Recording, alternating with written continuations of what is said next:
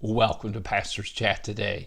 Well, we're finishing Psalm 65 today, this beautiful praise psalm that David writes after he has written several psalms that we have in place before this psalm, that we see David pleading and crying out to God for deliverance from King Saul, who's trying to kill him in his early years, from Absalom later in his kingdom, who has now rebelled against him, and David's fleeing for his life.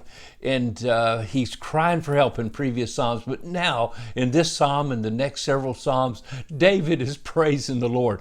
I need this. I don't know about you. As we live in a world full of division and turmoil and strife and chaos and confusion, we need to be reminded that we have a God that takes care of us, a God that's in control. And that's what we see in the first verses of this chapter, that our God provides grace. He provides atonement for us. He gives us a Savior. He gives us salvation. And then we find in verses 5 through 8 that He is the ruler of all the nations, even though they are in turmoil and they roar like the waves of the sea. And that speaks of the nations in confusion and upside down and over and around. Who knows how and where they're going. But my friend, our God is still there, and He is the one that meets every need, even in those times. Now, in these last verses 9 through 13, let's read them,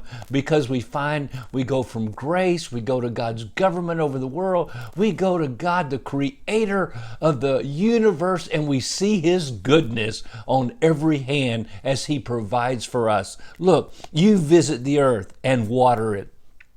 You greatly enrich it. The river of God is full of water.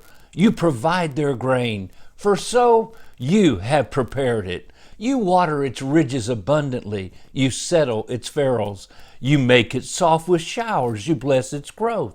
You crown the year with your goodness, and your paths drip with abundance. They drop on the pastures of the wilderness, and the little hills rejoice on every side. The pastures are clothed with flocks.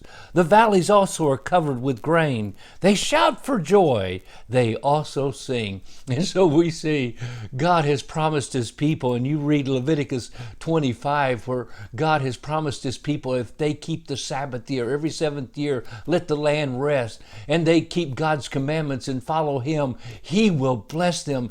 Just a little piece of land there in Israel. But again, God is saying to the whole world, I'm the one that causes it to rain. I'm the one that gives forth the fruit of the earth. I'm the one behind it all who will bless the world with goodness when you trust me. But I believe this is also prophetic.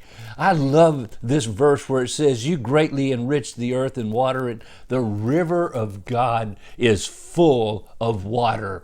You know, sometimes the local physical rivers around our cities, and if you think about it, most of the major cities of the world are built on a water source, a river. And sometimes those rivers go dry, and there's famine, there's drought, and there's no water in the river. But the river of God that ever flows, and sometimes, you know it, underground, deep underground, there are rivers that are full of water that are ready to water the earth when God releases them. And God also tells us about the millennial reign of Jesus Christ. And I believe these verses are prophetic as they look forward to that reign of Jesus Christ. In Zechariah chapter 14, he says in verse 8, speaking of the millennial reign of Christ, and in that day there shall be that living water that shall flow from Jerusalem, half of them toward the eastern sea, half of them toward the western sea. In both summer and winter it shall occur,